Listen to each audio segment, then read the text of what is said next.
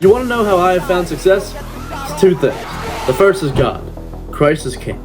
Philippians 4:13. Amen. The second is consistency. I'm going to discuss what consistency truly means for basketball players and how to be consistent with your training. What is consistency? I'm going to tell you right now.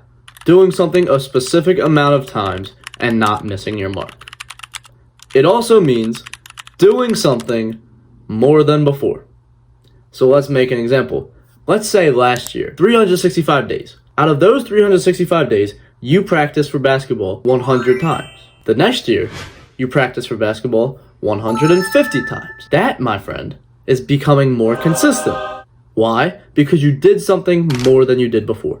Notice how I didn't say, oh, you didn't train every day? Oh, that's not consistent. No, I didn't even say that. If you do something more than you did before, that's consistency. Now, of course, we want to do something as much as possible, right? Instead of training 150 times, you want to train 365 times. But don't get upset with yourself if you miss one day. Last month, you trained 10 times.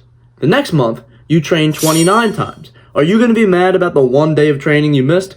No. You got to be happy about those 29 days that you did train. I'm not disciplined enough to be consistent. You can learn discipline. Discipline is a skill that you have to practice to learn.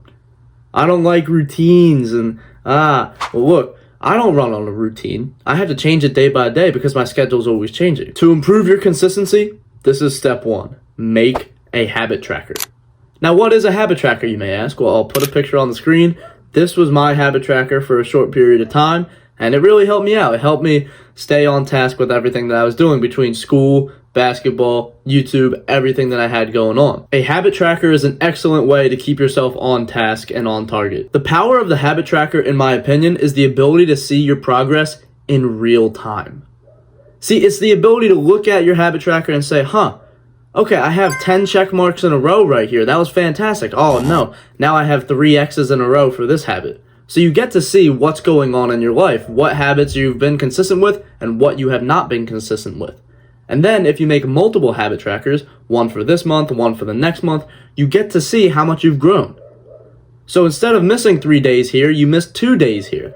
That's progress. That's growth. Number 2, set goals for yourself. Your daily goals should not be dependent on outside factors, external factors. If your goals are dependent on things that are out of your control, they are bad goals, my friend. Do not set those goals. Set the goals where they're completely in your control. Set the goals of, I am going to go outside and shoot 100 shots today. I'm going to dribble for this amount of time today. Make those types of goals because those are the types of goals that are in your control. An example of a bad daily goal would be to say, in my game today, I will shoot this percentage from the field.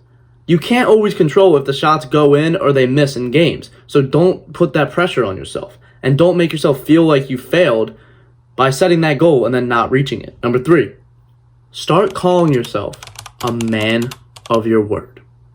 This is a personal one for me, but I believe that it can help you as well. As soon as I started calling myself a man of my word, and I started telling other people, hey, I'm a man of my word, I started to hold myself to that. And I started to become more accountable with my workouts. And I didn't miss many workouts, right? I would say to myself, okay, I'm going to do this workout. And I did it. Why? Because I love myself and I don't want to let myself down. I'm able to look myself in the mirror and said, yes, I will do whatever I set out to do. And look, I've been gaining some success with that, right? With the YouTube, I've said I'm going to gain 1,000 subscribers. Now I'm saying I'm going to gain 10,000, then 100,000. And I do believe by me just working hard and setting goals that I can do every single day, setting the goals that I can do every single week, 3 videos a week, I will achieve that goal. I'm not going to say, oh no, I hope to get 90,000 subscribers in 2 months. That's outside external factors. I can't control that. What I can control is the inputs that I get. I can't control the outputs. Number 4, I mentioned this earlier, but you need to look yourself in the mirror. No, I'm serious. Like, look at yourself in the mirror for a little bit of time. Look at yourself. What I found was that it's pretty hard for me to look in the mirror and not be consistent. It sounds simple. But go in front of your mirror and look at yourself. Analyze yourself. Say, do I care about this person or do I not care about this person? Depending on the answer, that's how you will act. If you care about yourself, you will be consistent. You will do the hard things. You will work out. You will strive to be better. But if you don't love yourself, that is something that you have to fix. And consistency is something that will never come until you truly love yourself. I have made countless videos on this channel about mental health, so you might like that. But yeah, you have to love yourself if you want to be consistent. You will have to want the best for yourself. All right, man. I hope I provided some value to you. If you want to join a community of basketball players all trying to get better, join the Discord, top link in the description. And click on this video right here if you struggle with confidence as a basketball player. But as always, keep God first. Good luck, bro.